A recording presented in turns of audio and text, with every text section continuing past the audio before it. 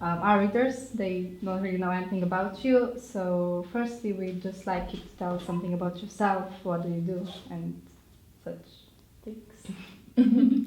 Yeah, thanks for asking me. Thanks for the question. Yeah, well, right now I'm visiting your school and I'm really happy that I can be here because this is part of our European project. And we have trained multipliers from different countries. We are really, or my colleague and I, we are really curious to see how it looks in the different countries. I am a mediator. I've been a mediator for a long time, and I happen to be one of the people who were really lucky in the 80s to be able to live and work in the United States. And so I heard about these kind of programs much earlier than a lot of other people did. Mm-hmm. At that time, I worked for an organization called Fellowship of Reconciliation. And since these ideas are came from the United States to European countries, I was just lucky to be there at the right time. So, as I said, I've been interested in this idea for a long time, but only focused on it again in the late 90s, and since that time I am active in either practicing mediation with different people, like private people who are approaching me, sometimes teams, colleagues who have difficulties with each other. I've been teaching students like you in school, or I've been teaching their teachers. But this is over because in Germany the idea is quite popular. Lots of schools are applying it, so we don't have any more qualification seminars, but we organize a yearly mediation club conference in the Bonn area. Bonn is a city next to Cologne. So we have a gathering of about 60 to 70 young people who are active as peer mediators like you will be very soon, and they exchange their experiences, they get new ideas, we try to offer some kind of input, but most of all it's this feeling, first of all, I'm not alone, our school is not alone, and we all profit from doing this. Okay, thank you. What you do is called the no blame approach, right? That's the other concept. So what is that? The no blame approach is an anti-bullying initiative intervention which is based on the idea that it is best to stop a bullying situation by not only dealing with the person who is responsible, the bully, but by involving the whole group, because bullying is something, a phenomena which is linked to a whole group, where people are bystanders, are watching it, where people are silently approving, where people are openly approving. So we are trying to focus on a change of group dynamics so that the person who is the bully doesn't get the group support anymore and is forced to stop the bullying because it's clear that he's not supported anymore. And how does the mediation process come in there? How can it help, like peer mediation in to attend the mediation? Yeah, like to participate in the mediation. For those who don't know what it is, okay, who will be reading. Okay. Mm-hmm.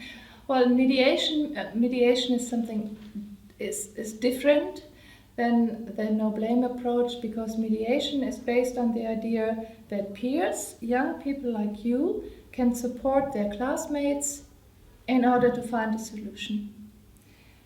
No blame approach means that adults take over. So a bullying situation should not be handled within a mediation process. But let's say there are two classmates of you who are having a quarrel. some kind of difficulties with each other, and it's really getting on their nerves. And they just want to deal with it in a way which is a little bit more constructive, which means to be able to be fair towards each other.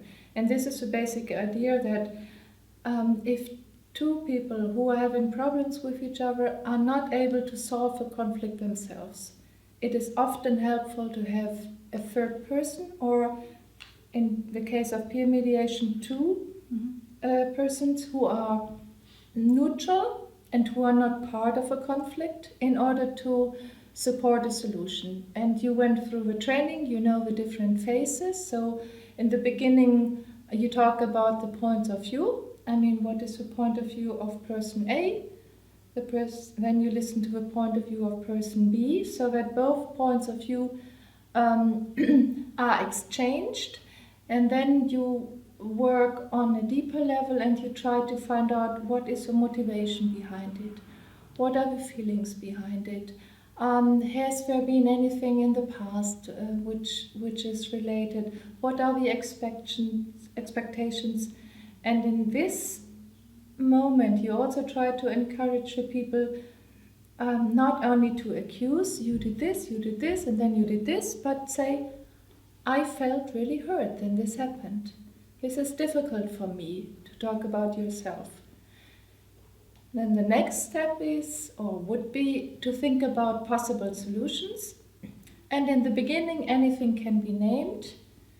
The mediator or the two mediators have to pay attention whether a solution is fair. So it is the task of the two people who are having problems with each other to think about possible compromises. But it is the task of the mediators to judge whether this is a fair agreement or whether one person is at a disadvantage. So you would be something like a moderator, but you would also watch it so that it's a balanced solution. And then, depending on the difficulty of a case, sometimes you write it down. You write down what kind of a solution was found and the people sign it. If it's something that is of minor difficulty or importance, you can also ask the people to shake hands. And the big advantage is that you, as young people at a very early age, learn something that a lot of adults don't even know how to do, to find a constructive conflict resolution. It's a soft skill that is not only helpful within the framework of a school, but also in the other parts of your life. That first of all, it's not something where you just switch on or you just turn a knot. It takes a while in order to be established in a school environment or also in a working environment, because we obviously will also do mediation in working contests. And there is something like round about 3 years. But once you have established this kind of thinking, it's an attitude, it's a mindset, it's also a thinking that first of all, young people like you are able and competent to help other young people to work out good solutions, fair solutions, without without having to put the other one down. Once this experience has been made, atmosphere in schools can change. It doesn't mean that all of a sudden you reach a certain level and you're always on this level. What is going to happen is something like this. You will have ups and downs. It is also depending on the people who are involved, because there are constantly new people, there is an exchange of people. Some people might leave school, others come newly. So there is a little bit of up and down, but the general philosophy, once it has been established, will be transferred to the younger students, and this is what works. And concerning the no-blame approach, in the beginning it is a challenge for all of the participants, for the students, for the teachers, and also for the parents, because it's an unusual approach the person who is the wrongdoer won't be punished. But on the other hand, once the bullying situation has changed and the group is realizing that it is not accepted, and we don't want this, we don't want somebody to be hurt for such a long period of time, then obviously the atmosphere in the class and also in the school changes. So we have good experiences in Germany, but I also have to admit that there are difficulties. And one of the main causes for difficulties is if the accompanying teachers don't find the time anymore, or if there is no adult supervision and support. A mediation club is not functioning without the assistance and guidance of the adults. So it's important to have some committed teachers there. This can't just be on the shoulders of students. So if I were in a mediation and I had a difficult pair of people who wouldn't want to cooperate, how do you have any advice on how I can get them to start to talk about their problems, and so I don't have to just give up on them because that would be a shame. So what could I do? So what you're wondering is, what can you do if one of the students doesn't want to talk? Well, in this case, sometimes it is helpful to ask for an individual talk, a separate talk. Maybe there's a reason why this person doesn't want to talk in front of the other person. On the other hand, both of them came to you, to the mediation club session. So I would try to find out why he or she is reluctant, what is behind it, and what can be done about it in order to build up trust. And then obviously you can talk about this with your co-mediator and also with the teachers who are involved, how to best approach this.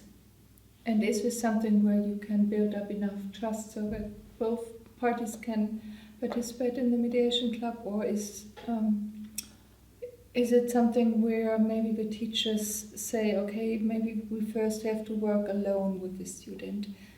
It's a general idea, because it always depends on the specific case. So do you have any more advice, maybe for not the bullies, the people who are being bullied, or for us, the young mediators? Anything else you'd want to add? Well, my feeling is that you already have a lot of support here from the official school, from the headmaster, and that you have a very committed team of teachers who are supporting you. The framework needs to be adjusted, so you need to be able to do the mediation, to get the free time for the mediation. Then I would like to encourage you that even if there are difficulties, not to give up, because this has been the case everywhere. There have been successful cases, but sometimes it's just not working out. So never give up. Try to supervise your cases, because this should be part of the mediation club later on. If you have a difficult case, that you discuss it, what could have been done better, or maybe you already did a lot of good things to reflect these cases. Meet on a regular basis. Don't stop talking to each other. And in case of problems, approach your trainers, your teachers. Okay, thank you. That's about all. Thanks. What's your name? Carmen. Ah, it's like in the opera.